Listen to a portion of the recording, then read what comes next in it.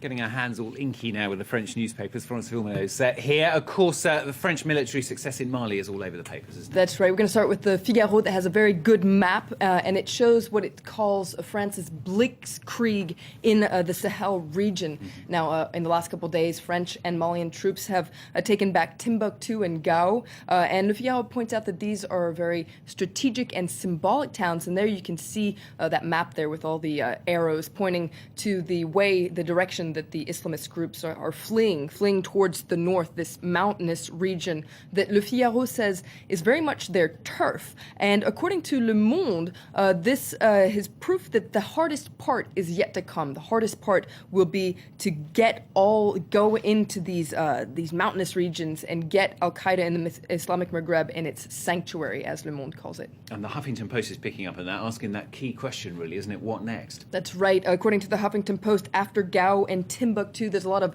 uncertainty over which direction France's military intervention in Mali is going. Now, since the enemy has moved north, this means that logistically things are going to be more complicated for French and Malian troops. For instance, in terms of providing supplies, it's going to take a lot longer. Also, the Huffington Post points out that there would be a risk of terrorist attacks in cities that French and Malian troops have freed. But the Huffington Post says there are also reasons to be very optimistic about the next step. First of all, there are splinter groups of the terrorist organizations, including a splinter group of Ansar Dine that have said that they're ready to negotiate. And on top of that, the Tuareg minority has said that they're ready to step in and help French troops, which would be very good because they know the area quite well. But the Huffington Post points out that in exchange for their help, the Malian government is going to have to recognize their rights.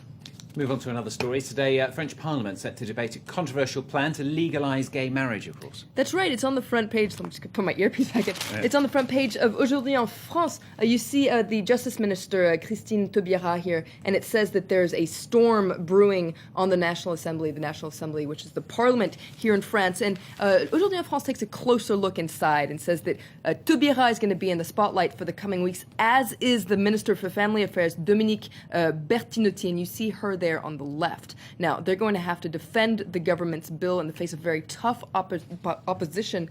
Aujourd'hui en France calls them a fantastic duo, but points out that they're not always on the same page. For instance, they disagree over the issue of medically assisted procreation. Taubira is against it. Bertinotti is in favor. Also, Aujourd'hui en France points out that for the opposition, Bertinotti is seen somewhat as the weaker link because she doesn't have as much experience, and it's her first time in Parliament, actually. Well, her first time being represented in Parliament. Libération, a special report from Fukushima nearly 2 years after the disaster there.